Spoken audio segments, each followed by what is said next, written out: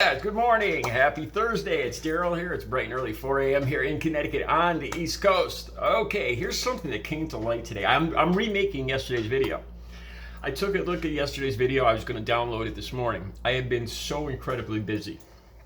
I've been working on 3 paintings at the same time. The painting for Audrey in memory of my best friend and ex-girlfriend who died from COVID complications.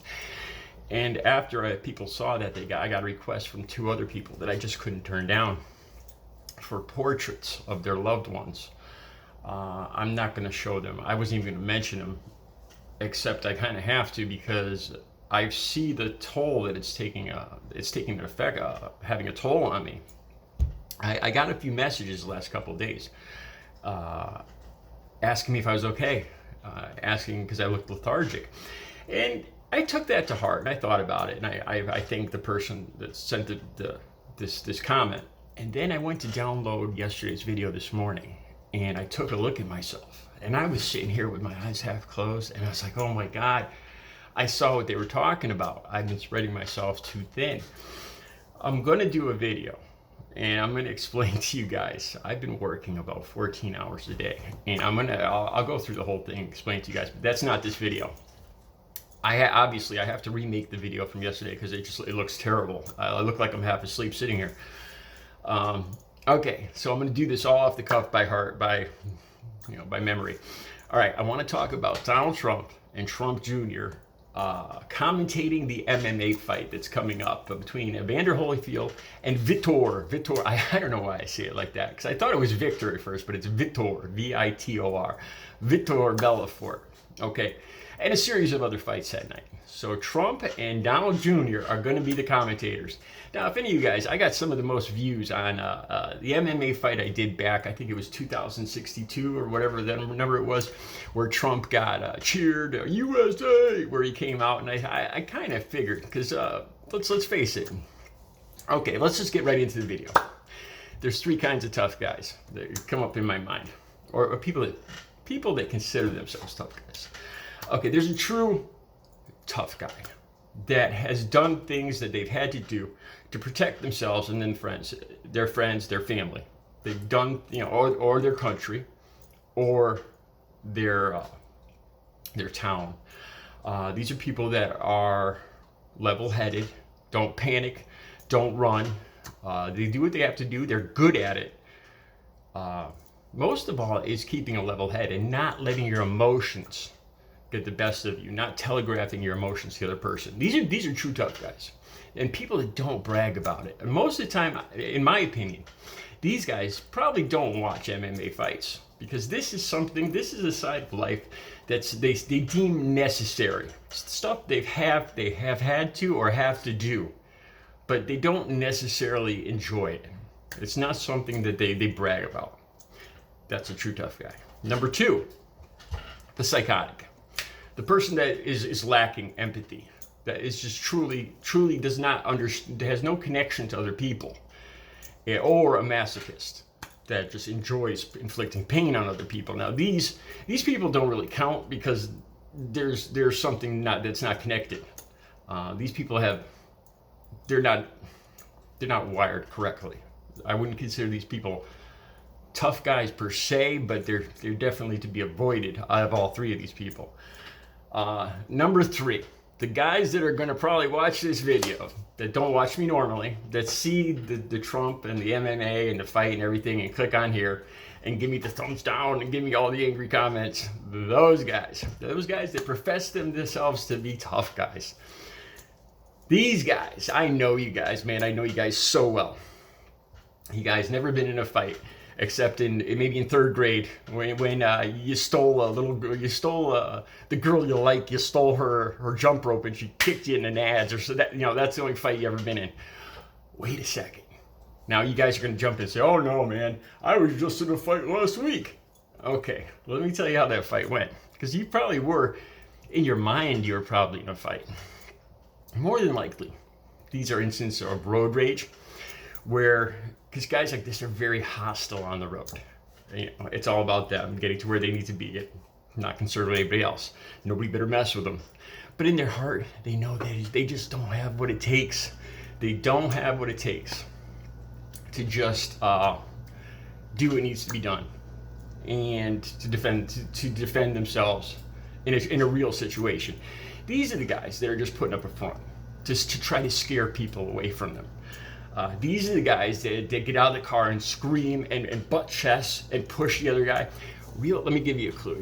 Real guys don't do that. Real guys do not scream in each other's faces.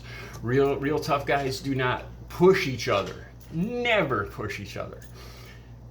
Real tough guys stay calm, and you won't even see. Most of the time, they don't throw a punch unless they see a punch, unless they know a punch is coming. They never ever push each other.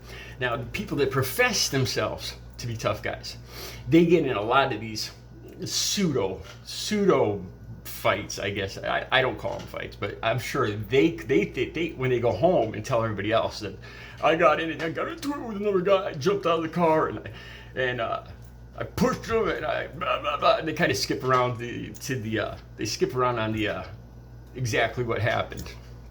Yeah, these guys never honestly had what it takes to connect, to throw down, to go the distance. So one person wasn't getting up. That kind of tough guy, a street fight, a real street fight. Not pushing each other, not screaming in each other's faces. I see that every single day. Real tough guys don't do that. That is silliness. That's a false front, bravado. Those are the guys that watch MMA. All right, now that I've pissed off a good portion of people watching this video, let's talk about this. Okay, Trump and Trump Jr. are going to commentate this fight. I predict that Trump Jr. is going to talk very much because he's going to sink into his beta male role, his subservient role to the master, to Donald Trump, because Trump, being the grand, arrogant narcissist, is going to take over here. So I'm not going to talk about Donald Trump too much, or Trump Jr. too much, because I don't anticipate a whole, except for kissing up to his father and agreeing with his father and adding on to his father's comments. I don't picture a whole lot coming from Trump Jr. I guarantee that. Okay, now Donald Trump commentating a fight. Let me say this first of all too. For the people that want to shell out $50 to watch this nonsense, they get their choice of either a commentator from HBO or the Trump and Trump Jr. commentator. All right, so the people that are on, I don't want to, you know what, I don't want to paint everybody with a broad stroke. There's there's times I would watch this, but in general, I just don't, it's not a sport to me. It's just raw violence. Like I said, I think real people, real men that had to be in this situation, they don't enjoy really watching this. They don't. It's not a sport, really. It's more about violence and flash. And the real fights that I've been in are nasty. Are nasty. And they don't just involve fists. And, it's not something I want to watch again. As soon as I see it, my adrenaline starts going, and it makes me feel uncomfortable because I flash back to when I was in a situation. So I don't like watching this stuff. And I imagine other guys that have been in fights themselves probably feel the same way.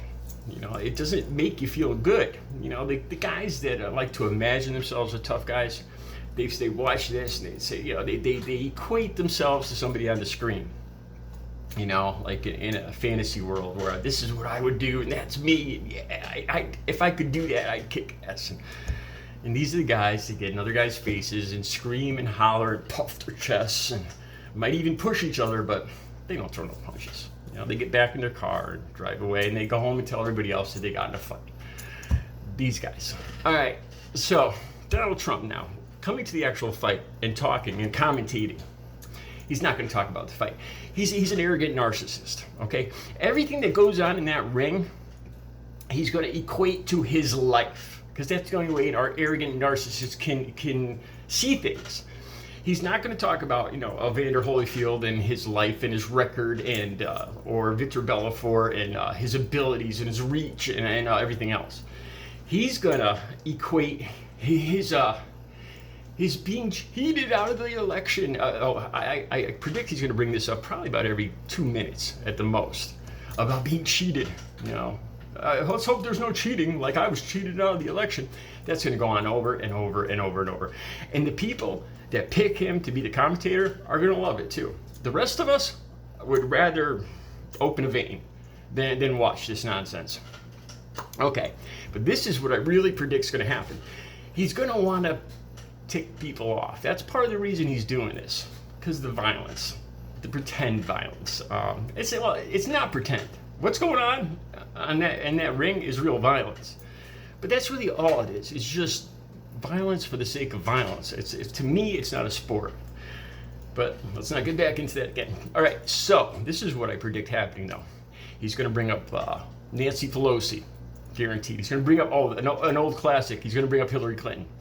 He's going to bring up Dr. Fauci. He's going to bring up Chuck Schumer.